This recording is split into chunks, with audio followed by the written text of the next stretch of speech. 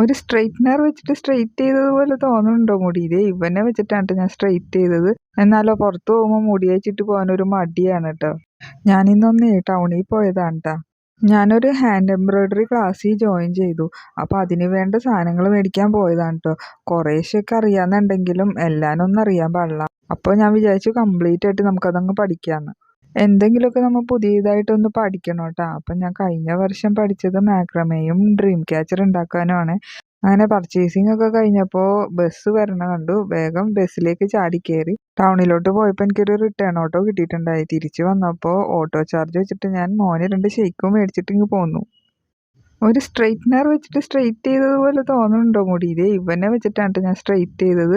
എന്നാലോ പുറത്ത് പോകുമ്പോൾ മുടി അഴിച്ചിട്ട് പോകാനൊരു മടിയാണ് ട്ടോ. ഞാനിന്നൊന്നേ ടൗണിൽ പോയതാണ് ട്ടാ. ഞാനൊരു ഹാൻഡ് എംബ്രോയിഡറി ക്ലാസ്സിൽ ജോയിൻ ചെയ്തു. അപ്പോൾ അതിന് വേണ്ട സാധനങ്ങൾ മേടിക്കാൻ പോയതാണ് ട്ടോ. കുറേശ്ശെയൊക്കെ അറിയാമെന്നുണ്ടെങ്കിലും എല്ലാനൊന്നും അറിയാൻ പാടില്ല. അപ്പോൾ ഞാൻ വിചാരിച്ചു കംപ്ലീറ്റ് ആയിട്ട് നമുക്കതങ്ങ് പഠിക്കാമെന്ന്. എന്തെങ്കിലുമൊക്കെ നമ്മൾ പുതിയതായിട്ടൊന്ന് പഠിക്കണം ട്ടോ. അപ്പം ഞാൻ കഴിഞ്ഞ വർഷം പഠിച്ചത് മാക്രമേയും ഡ്രീം ക്യാച്ചർ ഉണ്ടാക്കാനുമാണ്.